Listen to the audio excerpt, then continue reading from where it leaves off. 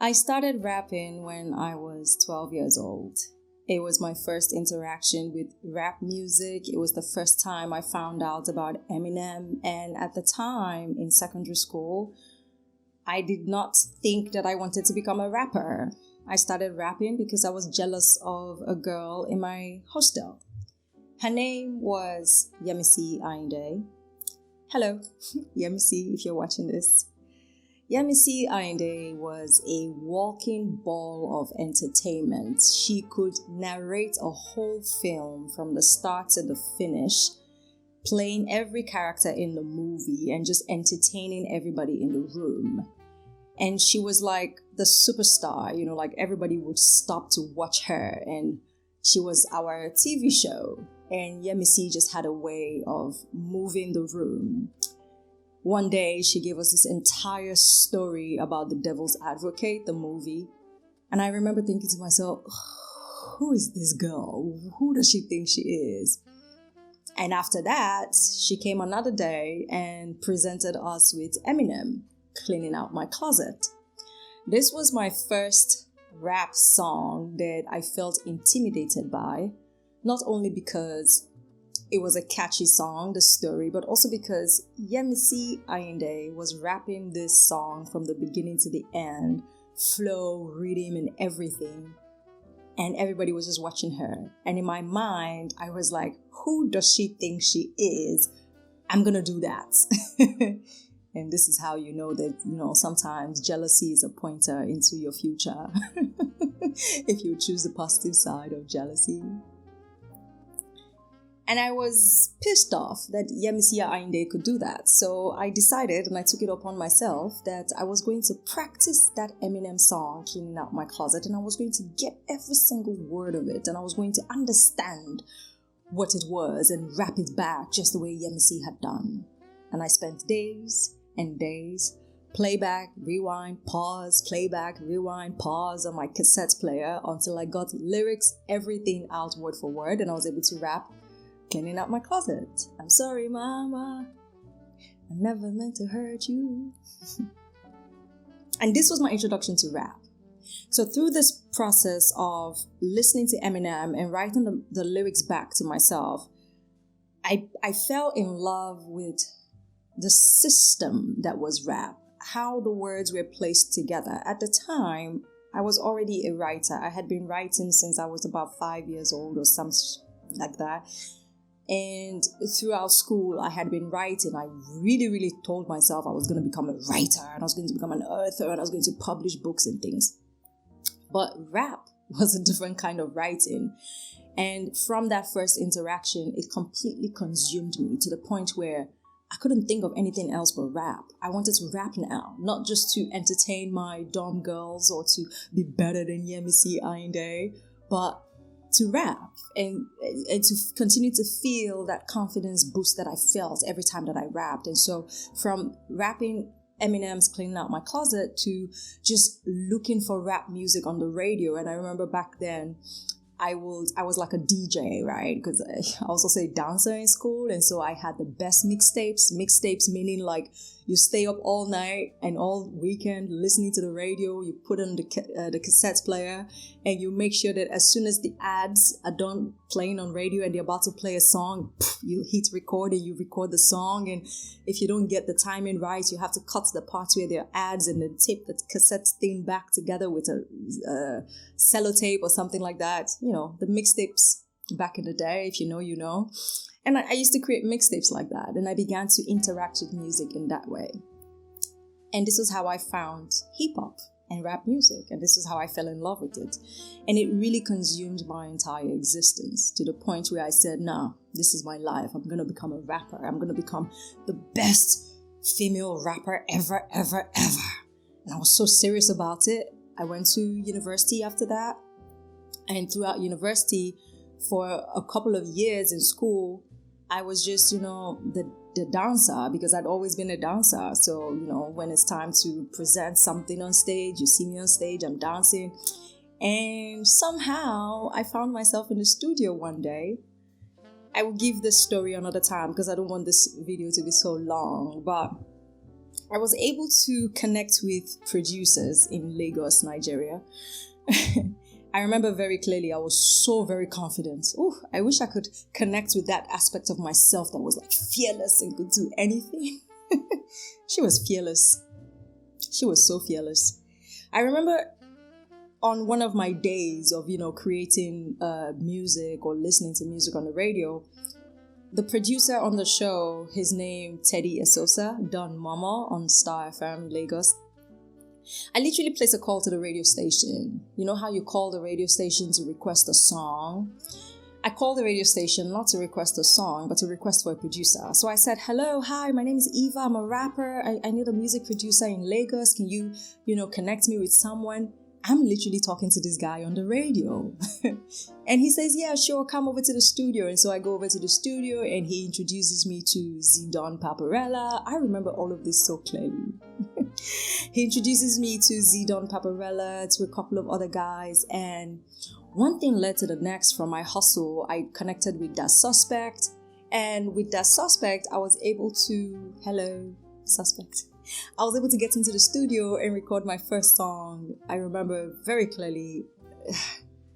And that song, I took it to school and I just became like a superstar. I was like, oh, you're a rapper. Like, oh, you're not just a dancer, you're a rapper. Oh, come and perform at this song, at the show, it's social nights and things. I'm like, yeah, I'm a superstar, yeah. And I remember so clearly, like my song used to play on the radio because Teddy used to support it so crazy.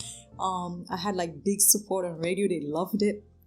And I was a rapper, I had manifested this shit. This was my life. I was going to become the best rapper ever. And I go through this life of being a rapper for over 10 years, all the way down to the point where I crash, I crash. I had a dream that my life was going to be made. I was going to be a superstar. I was going to be everywhere in the world and people were going to know my name. And it just felt like what I was living, my real life that I was living. When I go to bed at night, the person I was going to bed with was not the so-called superstar that I wanted to be.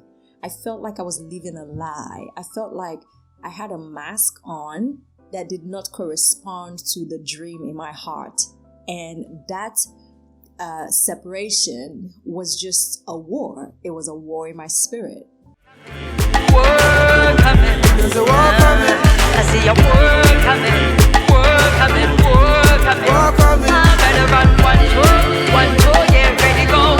Get ready, go. See I'm telling you on 1, 2. And your man said ready, go. Get ready, go. And I wasn't enjoying myself. I had become this so-called superstar, this so-called rapper that everybody knows. But there was just a disconnect. Was this really me? Is that me? Who am I? And I remember going through a really terrible depression where I was just questioning everything. I had to face myself. I had to ask myself, who are you really? Because when you step outside, all of these people know you, they love you, they want to hang out with you. But when you're at home by yourself, you don't even want to be with yourself. Who are you? And why don't you feel like you belong here? I really began to feel like a complete separation between the world and myself. And one day I just got burned out. I got tired of it. And I said, no, I don't want to do this anymore. This is not my life. This is not me. I don't want this. I want to know who I am. And so I began this long journey of dropping this dream that I had worked so hard for, that I had achieved, that people were telling me that I inspired them, that I motivated them, that I had helped them in their lives, that my song helped them go through a tough time. But here I was, going through my tough time, and even my own songs could not help me, and even music generally could not help me. So I cut things off. I cut everything off, and I went into a long sabbatical of finding myself. Of course, at the time, I did not know that what I was looking for was right there with me, but I just was on a journey. I just wanted to find something that I could trust, that I could believe in, that could feel real, that could feel like me, that did not feel like I was pretending or I was wearing a mask. And for so long, more than 4 years, 5 years of my life, I couldn't break free from this persona that I had worn for so long in my life, this identity of being a rapper. I had become so identified with being a rapper that I didn't know how to be anything else comfortably without feeling like, oh, but you should be rapping. Oh, but you should be releasing an album. Oh, but you should be doing this and you should be doing that. And all of this judgment in my head will not stop running or would not stop running. And it was killing me slowly, day after day after day after day, to go through these periods of saying that I am this thing and then not being that thing and feeling bad for not being that thing and wanting to be something else but not knowing how to remove that persona. But through my deep, intense searching and questioning and patience and journaling and writing again and again and again, I have finally come to a place where I'm beginning to understand that life is like a game. And life gives us ammunition. So think about a video game, right? If you're going through a video game, when you're playing a video game, as you go through levels in this video game, you get more ammo, you get more ammunition, you get more fighting powers, so to speak, right? You become stronger and stronger. And it's the same thing with life. Throughout life, in different seasons and different times, you will be given ammo or ammunition that will help you in that time.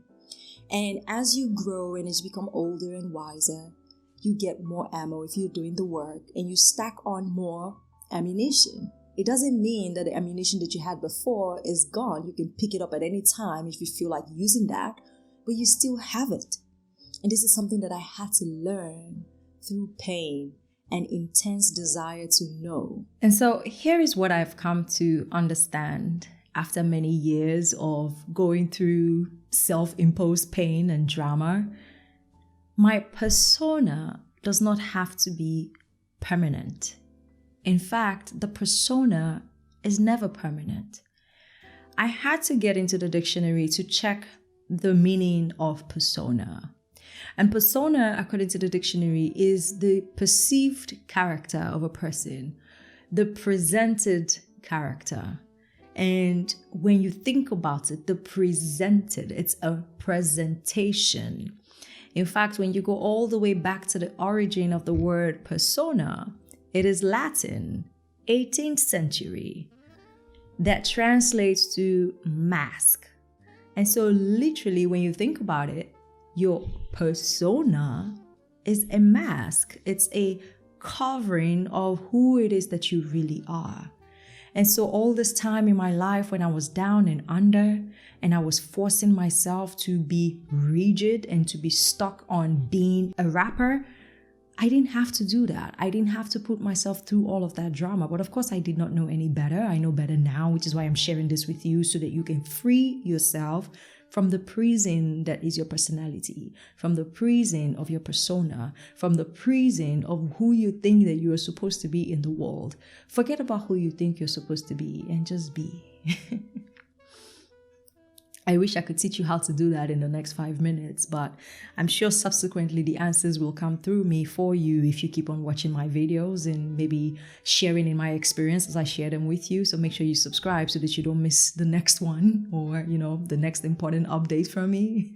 I'm not saying that I have the answers, but as I find the answers for myself, I'll be sharing them with you and we're going through the same journey, right? So if my answers can help you, I'm happy to share. Back to the conversation before I derail. I am not my persona. It is a mask. I can put it on, I can take it off, like an outfit.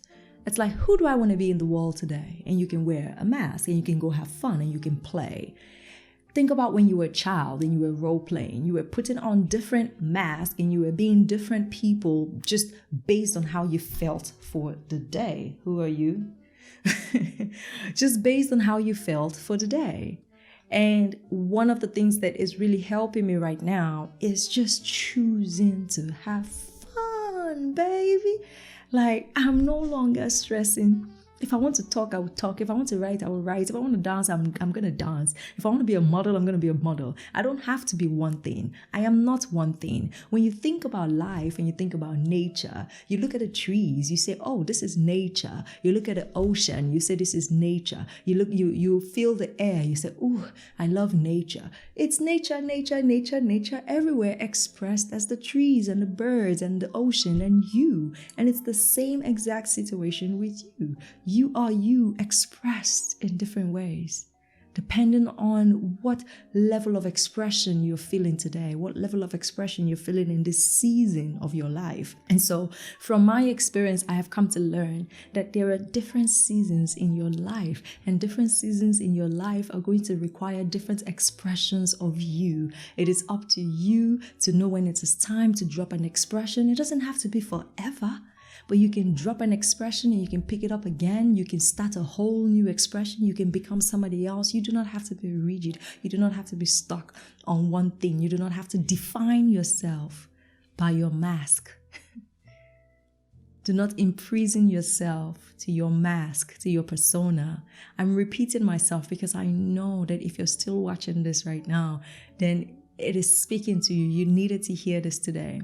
So here's one of the things that has been really helping me. It's permitting myself to play this game of life. Permitting myself to pick up new personas and to have fun with them. To go with the flow of how I am feeling. To go in the direction of my bliss. And right now, I've stopped defining myself by what I do or you know, how I express things. You know, I don't want to define myself simply as just a rapper or just a writer or I'm just me.